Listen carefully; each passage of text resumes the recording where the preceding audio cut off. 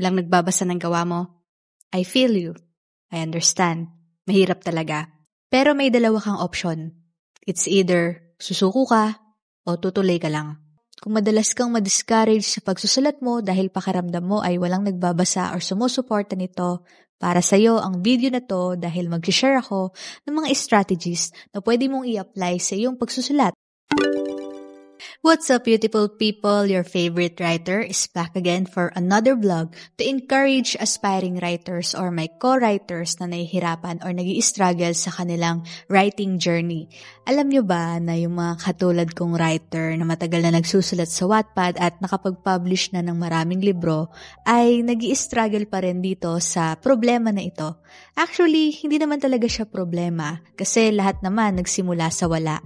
Pero hindi talaga natin maiwasan kung minsan na ma-discourage kapag nakita natin na bumababa yung stats natin or yung numbers ng comments, ng likes, and share ng ating mga stories. Pero alam ko, isa itong malaking burden para dun sa mga nagsisimula pa lang sa kanilang writing journey. Kaya naman sa mga nanonood nito, gusto kong sabihin, guys, I feel you. Marami tayo. Hindi lang kayo nag-iisa ang nag-i-struggle sa discouragement na to. Sa totoo lang, ang trends ngayon, pabago-bago, mabilis lumipas yung mga nauuso at nag-iba na rin talaga yung generation ng mga readers ngayon kumpara noon. Pero sa kabila ng pagbabago-bago ng mga trends nito, mananatili yung mga tunay na nagmamahal sa larangan ng pagsusulat. Kaya naman kung mahal mo ang pagsusulat at ayaw mong sumuko kahit na wala kang readers or pakiramdam mo walang nagbabasa ng story mo, watch until the end and don't forget to like this video, share this to your friend na writer din na nag-i-struggle din, nangangailangan ng encouragement, and don't forget to subscribe to Tales of Demi. So bago tayo magpunta dun sa mga strategies, unang-una, kailangan mo munang i-acknowledge yung totoo mong nararamdaman. Because I believe mahalaga din sa aspeto ng manunulat yung kanyang mental health being kapag nararamdaman kong parang nawawalan ako ng gana sa pagsusulat. Pero I always keep in mind na nagsimula rin naman talaga ako sa wala. And I just wanna share with you na sa tuwing nadi-discourage ako, meron akong isang laging nilalapitan at pinagkikwentuhan ng nararamdaman ko. Sinishare ko kay Lord yung totoo kong nararamdaman. Siya lang talaga yung best encourager ko na magpatuloy lang sa ginagawa ko. Kung wala ka mang personal friend, you can always talk your burdens with the Lord. Pangalawa, ito palagi ko itong sinasabi sa mga aspiring writers at kailangan wag nating kalilimutan to find your why. Kung bakit ka nagsusulat at kung bakit mo sinusulat yung story na yan. Kasi dito at dito ka babalik sa tuwing pinanghihinaan ka. Sabi nga, remember why you started.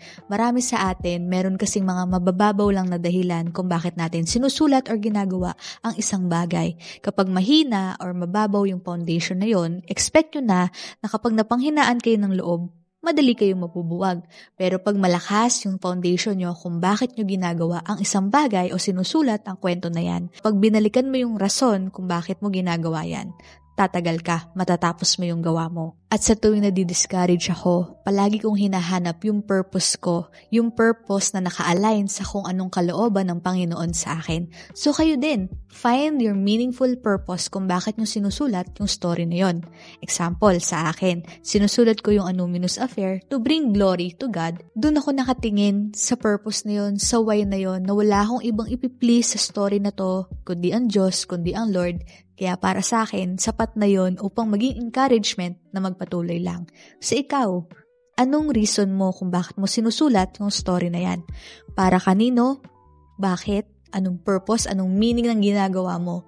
You have to find your why. Pangatlo, sa oras na mahanap mo na yung why mo, focus on the love of writing, not on the numbers. Marami sa atin binabase ang success or validation sa dami ng likes, dami ng shares, dami ng comments, na kung tutuusin, measurement ka naman yun ng success ng isang story. Pero pag nagsisimula ka pa lang, syempre hindi mo naman agad makikita yung resulta niyan.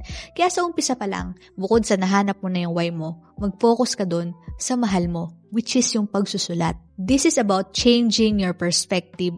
I believe that when you really love what you do, it doesn't really matter kung ano yung maging resulta niyan. You're just doing it because you love it. Nakapokus ka sa present moment. Hindi ka nag-aalala sa future kung magiging successful ba yung story mo. At para sa akin, tatagal ka sa isang propesyon, sa kung anumang industriya ang pinasok mo kapag mahal mo yung ginagawa mo. This is a real talk question that I have for you. Mahal mo ba talaga ang pagsusulat? Or mahal mo lang kung ano yung magiging benefit nito sa'yo? Like, validation, kasikatan. At pang-apat, punta na tayo dun sa mga strategies na pwede kong i-share sa inyo, na pwede nyong gamitin sa inyong pagsusulat, not really on the technical but more on the promotion side. Kasi hindi talaga may iwasan na tayo mismong mga writers ang kailangan mag-effort sa pagpo-promote ng ating stories. Now, if you remember before, lagi kong ina-advise na don't over-promote. At yun pa rin yung una kong sasabihin sa inyo na pwede kayong mag-promote but don't do it excessively. Kailangan nyo ng strategy. First, you have to finish your story or kung series yan, tapusin mo muna dahil mas madaling i-promote or i-market yung stories na tapos na dahil syempre karamihan sa mga readers ayaw nila nang nabibitin.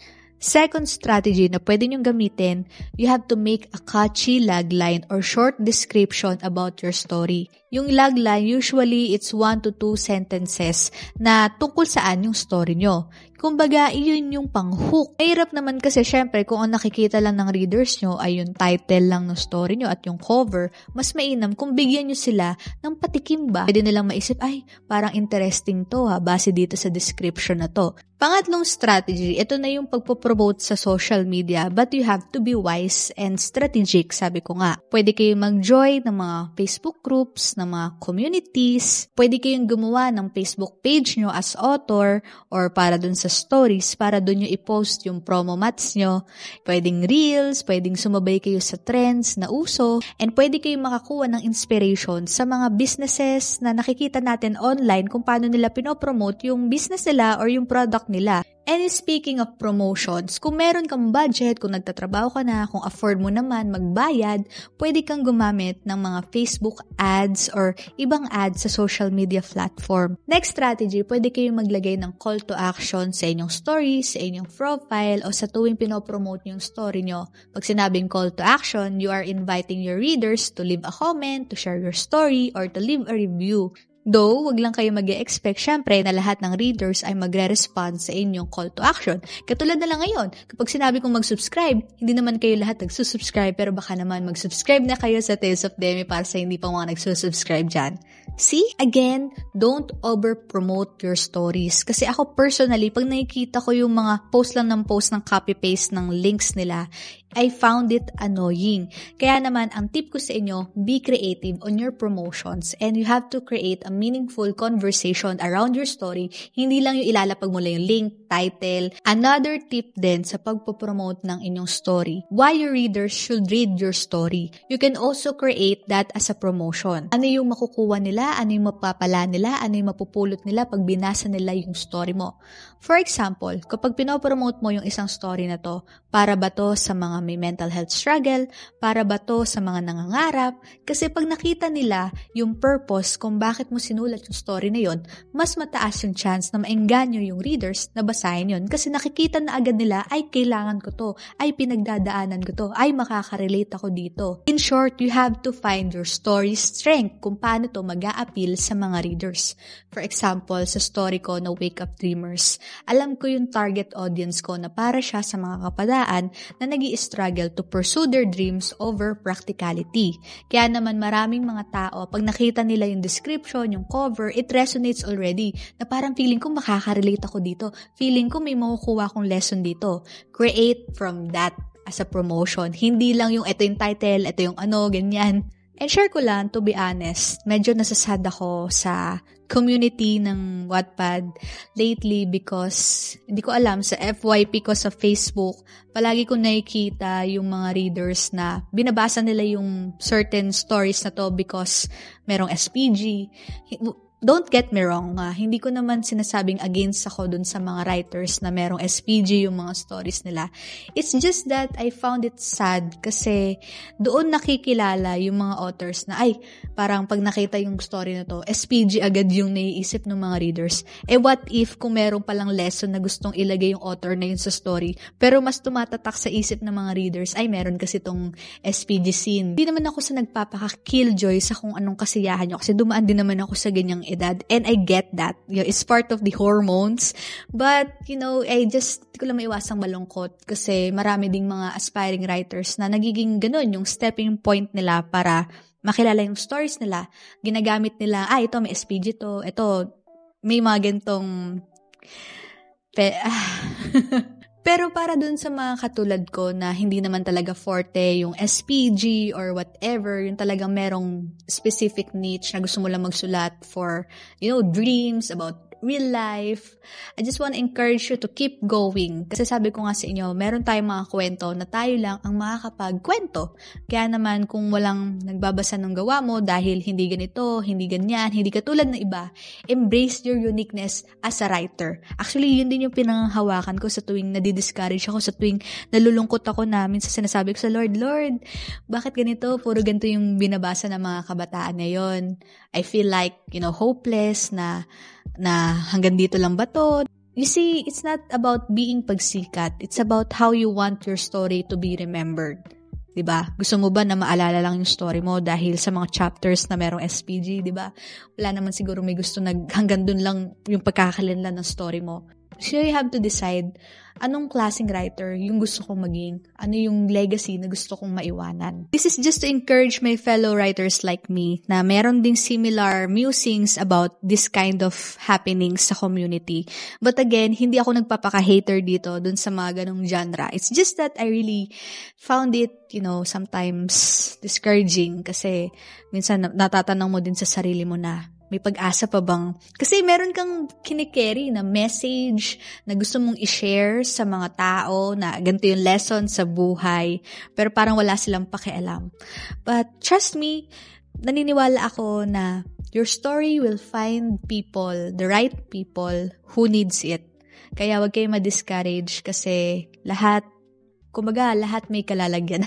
Tama ba? May kalalagyan. Ibig sabihin, there's a room for everyone. Ayun. There's a room for everyone. So we have to operate our mindset not in a scarcity way, but in abundance mindset na sa ngayon, wala tong babasa nito. Pero someday there will be people who will appreciate my work. So this is the kind of affirmation that you should be telling yourself whenever you feel down or sad kapag walang nagbabasa ng work mo. Kasi naalala ko nung 17 years old ako, nung sinusulat ko yung The Peculiar Tale, para sa akin, napaka-underrated ko. Yung mga kasabayan ko noon, may mga certain genre na uso sa Wattpad, like the gangsters and so on. And hindi ko yun trip. At walang may trip nung story ko that time. But eventually, hindi ko rin alam kung paano nangyari na unti-unti, dumami yung readers ko and boom!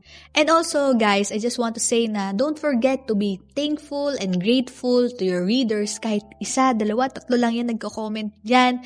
Huwag mo silang kalimutang pasalamatan. And actually, nasasad din ako sa sarili ko kasi before, parang na-take for granted ko rin yung time na dumami readers ko at hindi ko na sila napasalamatan isa-isa lahat. But right now, tinitake ko yung chance na makapag-thank you ulit sa bawat isa na nakakapag-leave ng comment sa stories ko. Kaya maraming salamat. Even here in YouTube, maraming salamat sa patuloy na pagsuporta sa akin. From the bottom of my heart, it really means so much kapag nagli-leave kayo ng mga feedbacks and reviews sa stories ko, sa vlogs ko, and so on. And last tip dito sa strategy, don't forget to make an effort to make your story best. Kasi wala pa ring tatalo sa promotion via word of mouth. Ibig sabihin, kapag talagang nagustuhan ng reader yung story mo kasi sinulat mo siya ng maganda, ng talagang binigay yung best mo, at kapag nakita ng readers, wow, this is new, this is unique, talagang life-changing, ipopromote nila yan ng hindi mo sinasabi, ng hindi mo pinipilit. Kasi, nagandahan sila eh. Do your best to write an unforgettable and great story. And great story takes time. And last huwag nyo kakalimutan mag-celebrate ng inyong mga small wins or milestones. For example, nakakuha kayo ng 1,000 reads, 10 comments. Don't forget to be thankful and be grateful for every milestones na achieve nyo, no matter how small compared sa mga ibang nagtagumpay na. Sabi nga nila, don't compare your chapter 1 from somebody else chapter 10. Ibig sabihin, wag natin ikumpara yung sarili natin dun sa mga mas nauna na. Kaya kung pakiramdam mo na pag-iiwanan ka, naniniwala ko lahat tayo mga tao, hindi lang sa pagsusulat, kanya-kanya tayo ng season and timing sa buhay. Na-encourage ka na ba na magpatuloy?